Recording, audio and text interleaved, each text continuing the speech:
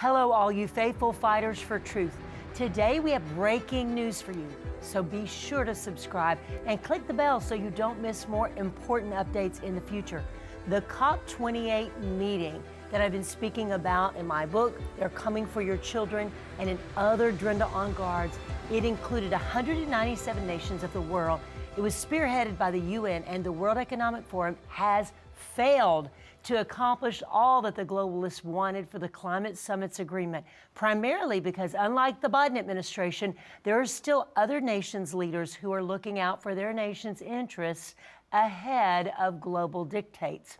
The COP28 meeting held in Abu Dhabi was to culminate with a global agreement slated to require all nations to ban fossil fuels in the future.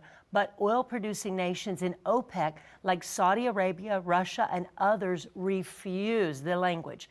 COP28 opened with King Charles III with a global ecumenical speech to save the planet. Some important progress has been made, but it worries me greatly that we remain so dreadfully far off track, as the Global Stocktake report demonstrates so graphically. The dangers are no longer distant risks.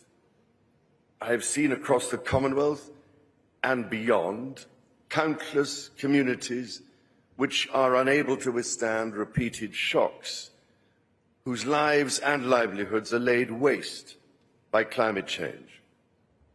Surely, real action is required to stem the growing toll of its most vulnerable victims. As I've tried to say on many occasions, unless we rapidly repair and restore nature's unique economy based on harmony and balance, which is our ultimate sustainer, our own economy and survivability will be imperiled. We are carrying out a vast, frightening experiment of changing every ecological condition all at once, at a pace that far outstrips nature's ability to cope. After all, ladies and gentlemen, in 2050, our grandchildren won't be asking what we said. They will be living with the consequences of what we did or didn't do. So if we act together to safeguard our precious planet, the welfare of all our people will surely follow. And we need to remember, too, that the indigenous worldview teaches us that we are all connected, not only as human beings, but with all living things and all that sustains life. As part of this grand and sacred system, harmony with nature must be maintained. The earth does not belong to us. We belong to the earth. The Biden administration early agreed wholeheartedly to eliminate coal and fossil fuels. Even COP28 President, though, Al-Jaber was not willing to take the radical stance to eliminate all fossil fuels. The COP28 ran over 12 hours with much heated discussion. And now the current agreement now calls for countries to contribute collectively to global efforts to reduce carbon pollution, offering 8 options, one of which is transitioning away from fossil fuels, along with tripling renewable energy, doubling energy efficiency, and another controversial option to accelerate untested technology like carbon capture, which is capture and storage, removing carbon before it enters the atmosphere.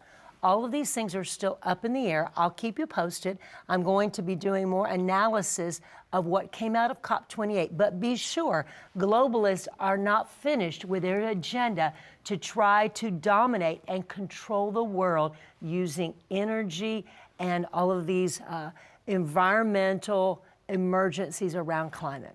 Also, breaking news, on December 12th, the Turkish lawmaker by the name of Hasan Bismet suffered a massive heart attack just moments after declaring that, quote, Israel will suffer the wrath of Allah.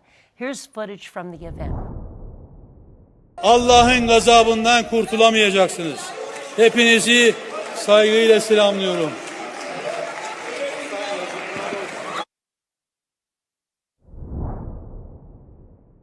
Personally, the scripture says that those that bless Israel will be blessed, and those that curse Israel will be cursed. I don't know. What do you think?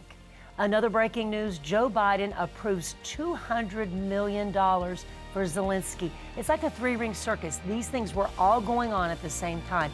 But what do you think? Tell me your thoughts in the comments section below.